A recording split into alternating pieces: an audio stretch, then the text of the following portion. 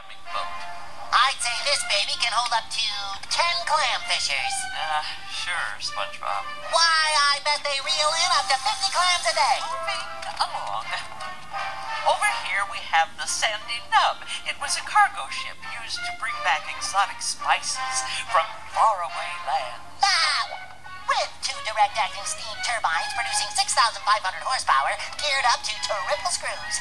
It'll get your spices where they need to go. Thank you again, SpongeBob.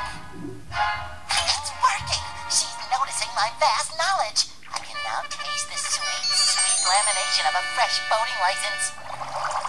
This class is the Lady... Manually, I'll be right back.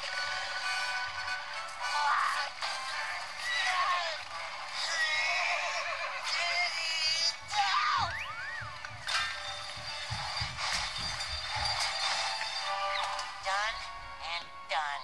Thirdly, utter a hearty seaman's laugh. Oh, my gravy! He even knows the hearty laugh. He has been doing his homework. And finally, the coup de grace.